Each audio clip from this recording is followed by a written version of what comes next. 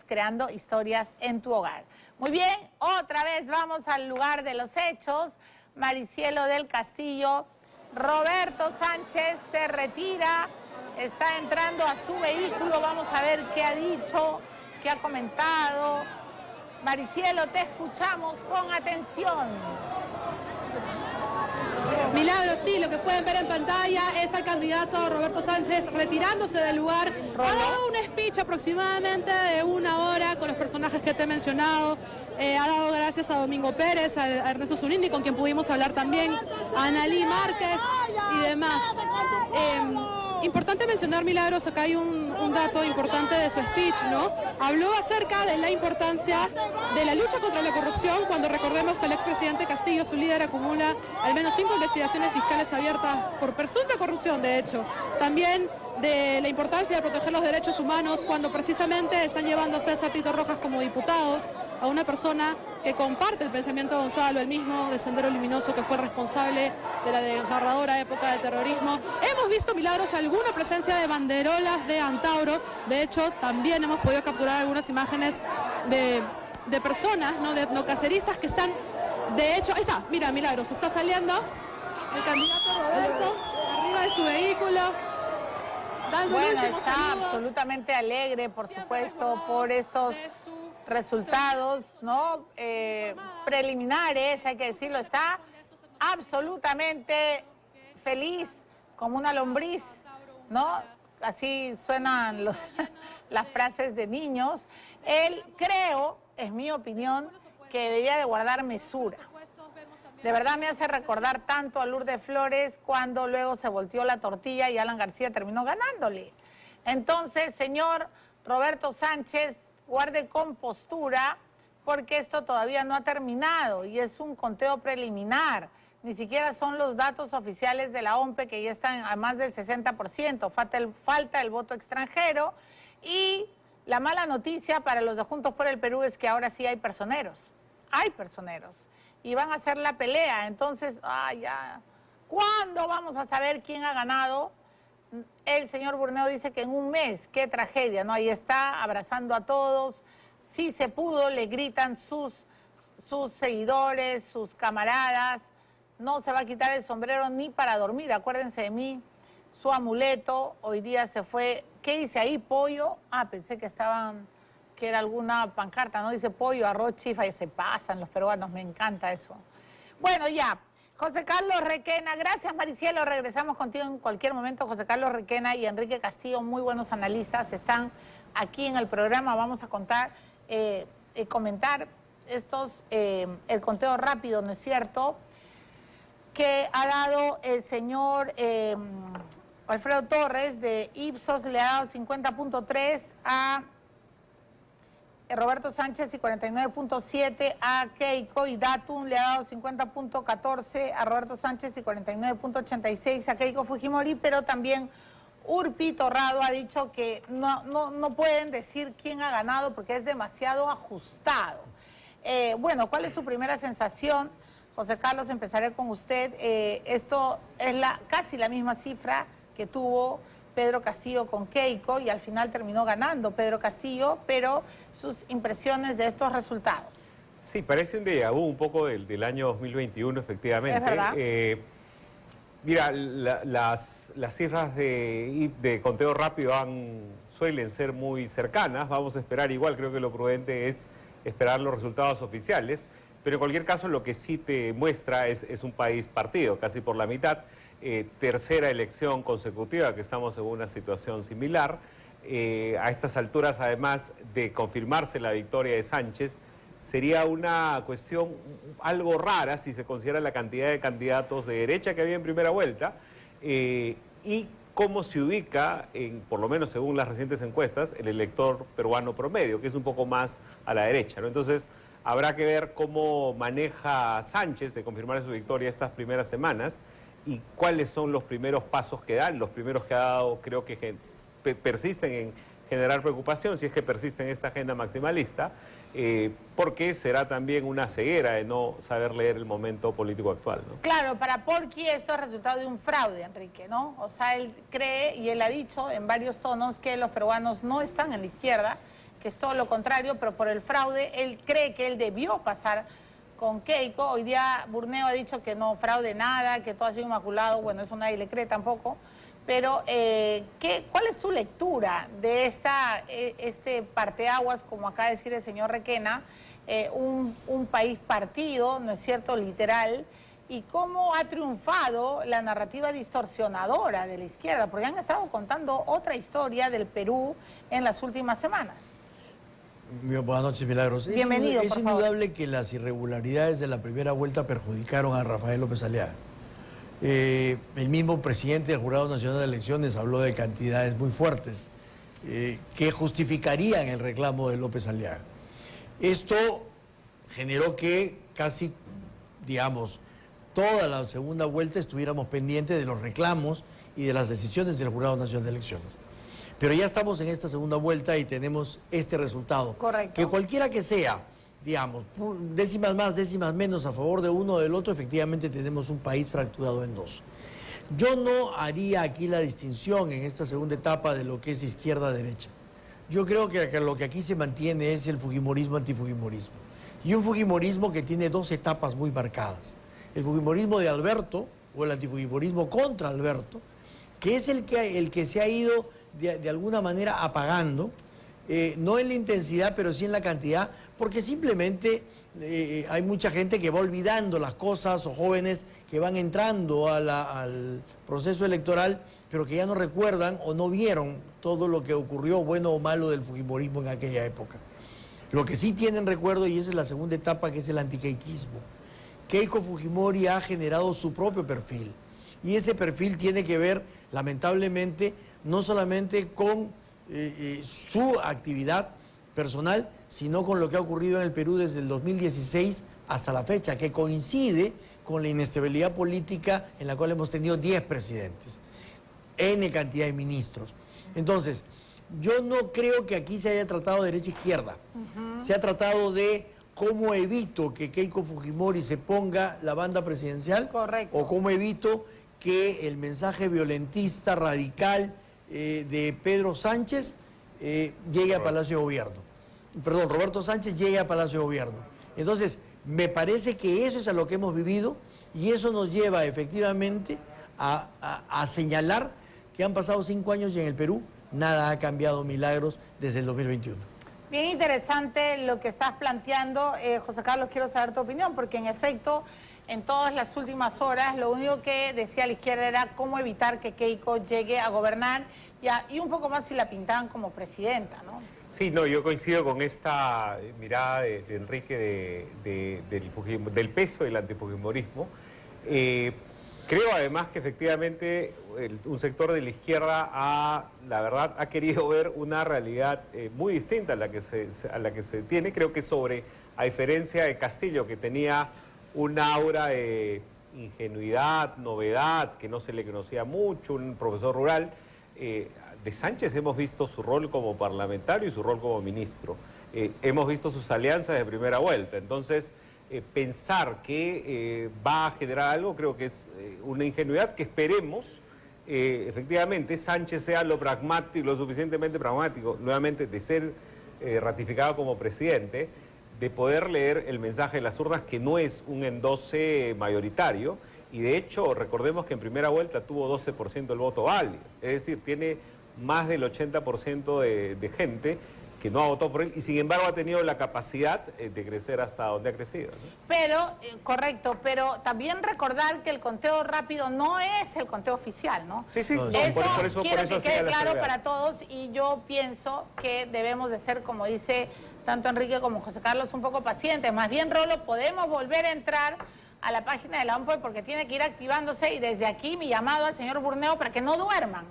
No duerman, señores, porque estamos hartos de que nos digan que en un mes recién vamos a saber los resultados. En Colombia se supo la primera noche, y Colombia no está en Plutón, está acá nomás, son nuestros hermanos fronterizos y tienen la misma tecnología, piensan igual que nosotros. Aquí está, vamos a ver, 63.011%, ya están avanzando un poquito más. Keiko Fujimori tiene 52.684%, y Roberto Sánchez tiene 47.316%. Recién va a llegar, por supuesto, se va a contabilizar en la noche, imagino, el voto rural. Recién va a entrar el voto extranjero, tenemos para rato, ya estamos en el 63.011%.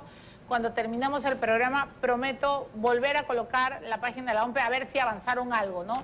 Eso es otra cosa, José Carlos. No sé si a ti te parece inaudito que se demoren tanto.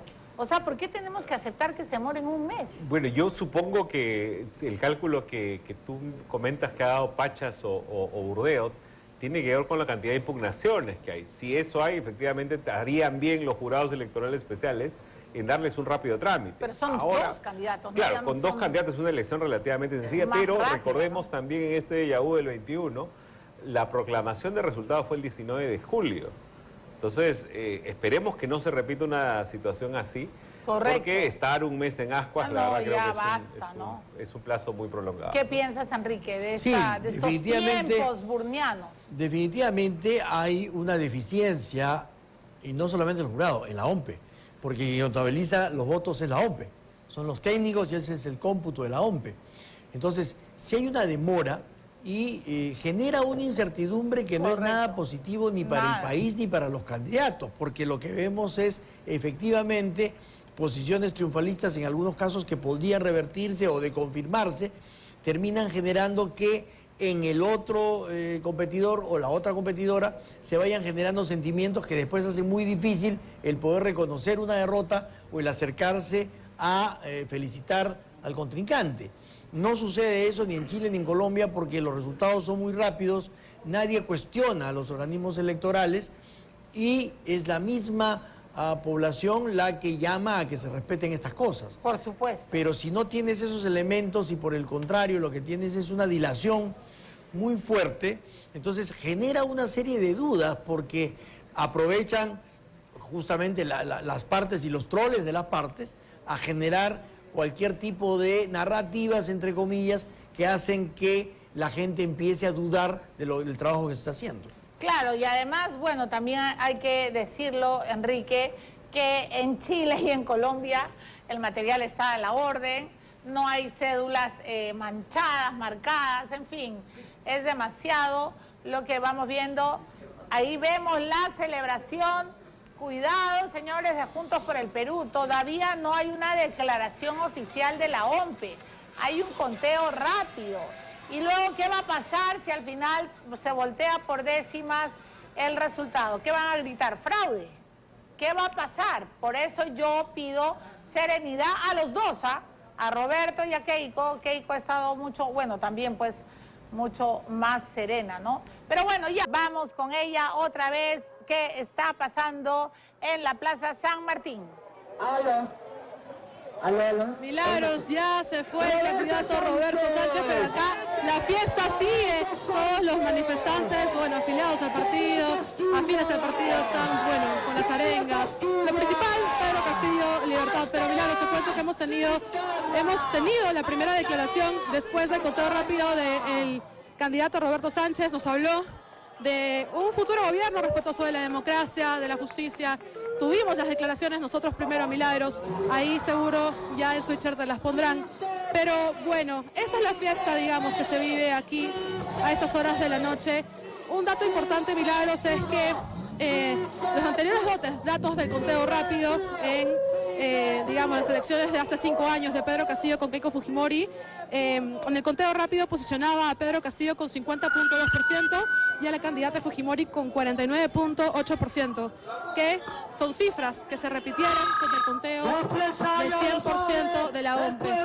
Bueno, lo respetuoso, lo importante, lo sensato va a ser esperar las cifras oficiales, Milagros, pero así cerramos la noche, después de una jornada maratónica. Así cerramos la noche con los actuales resultados. Bueno, muy bien, gracias Maricielo. Por favor, señores de Juntos por el Perú, dejen de gritar. Dejen de verdad. Ya, está bien, celebren el empate técnico, pero paciencia, paciencia, por favor. Vamos a darle el agradecimiento a José Carlos Requena. Ya. Ah, ¿pero qué? ¿Puedo seguir? No, ¿en serio? ¿Hasta qué hora voy a ir? ¡Ah! ¡Te agradezco! Bueno, pensé que ya se había acabado el programa. Pues, Rolo, ¿qué quieres que te diga? Entonces, esto me parece, yo sé, José Carlos y Enrique, que ustedes ya han llamado a la calma y a la mesura, pero sí te quiero preguntar, ¿dónde crees que estuvieron los principales errores de ambos candidatos en la última semana, que fue después del debate que se disparó todo? ¿Dónde crees que estuvo el principal error de Sánchez y de Keiko? Bueno, en el caso de Keiko creo que, mira, ella empezó la segunda vuelta con ventaja porque era la única que estaba confirmada, a diferencia de Sánchez, que todavía estaba peleando voto a voto su pase.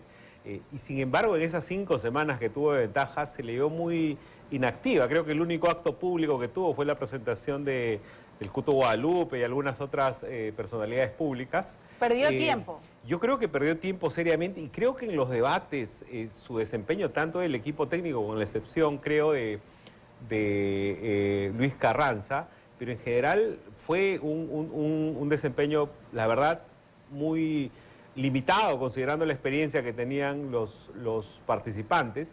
Y lo mismo en el caso del debate presidencial, ¿no? Creo que ahí, y creo que ahí empieza una sensación de derrota, porque creo que quien tuvo mejor despliegue escénico fue Sánchez, y quien apretó las teclas más políticas, mientras Keiko Fujimori se centró en tener un debate programático, que creo que no era el espacio. Y en el caso de Sánchez, creo que de ser derrotado, creo que en el último tramo, en los 3-4 últimos días, como que su equipo, quizás confiado, empezó a incurrir en algunos errores y también esperemos, vamos a ver cómo termina esta amenaza de José Domingo Pérez con la demanda a Jorge Nieto. Pero ese tipo de cosas creo que pintan de cuerpo entero la prepotencia que algunos manejan, ¿no?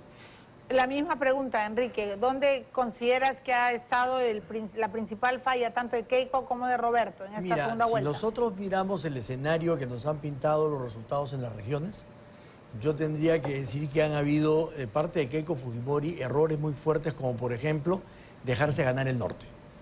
Porque en el norte han empatado. Pero se suponía que el norte era un territorio que ella dominaba conjuntamente con APP. Y al quedar fuera de juego Alianza por el Progreso, ese territorio debió tomarlo mayoritariamente Keiko Fujimori. Piura, Lambayeque, La Libertad, Tumbes, eran territorio de ella. Tiene un alcalde en Cajamarca, y sin embargo en Cajamarca la victoria de Juntos por el Perú ha sido altísima. Ella también empata el centro, pierde Oriente. El Oriente era fujimorista, entonces lo pierde. Entonces, eso te hace notar que no ha defendido el voto, no ella, sino su partido, su comando de campaña, no ha defendido esa diferencia que ella tenía, se ha concentrado en Lima, de pronto para tratar de ganar todo el capital que tenía Rafael López Aliaga y pensar que con eso podía revertir la tendencia del sur. Sin embargo, la derrota también en la zona del sur andino, centroandino, salvo Junín, pero y en el sur costa ha sido muy fuerte. Entonces, ella ha descuidado tanto el voto que ya tenía como la posibilidad de arrancar un poco más. ¿Crees que se confió? Creo que se confió en que ese voto lo iba a mantener, no se dio cuenta o no miraron que Roberto Sánchez se metía por todo sitio y empezaba a pelearles territorio que era de ellos. A partir del debate presidencial creo que también viene una serie de errores, incorporaciones que no deberían haberse dado y también adhesiones que lamentablemente quedaban desautorizadas por los partidos. El caso de Rafael Belaúnde, por ejemplo, es uno de los más clamorosos. El caso de Ian Ferrari, la U y todas las instancias de la U sacaron comunicados señalando que ellos iban a votar por Roberto Sánchez. Entonces, creo que se dejó estar, creo que no quiso arriesgar. En el debate quedó clarísimo que no quería arriesgar. Porque yo creo que está medio traumada con tanto ataque, ¿o no? O sea, yo no sé si con tanto ataque, pero sí creo que quizás el trauma venía más por la posibilidad de la cuarta derrota.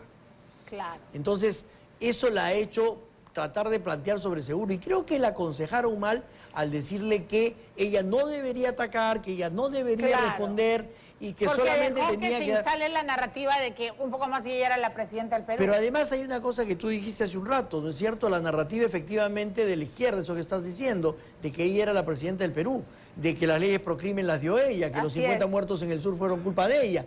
Entonces, claro, si son narrativas, las narrativas ¿con qué las vences? Con respuestas y con otras narrativas.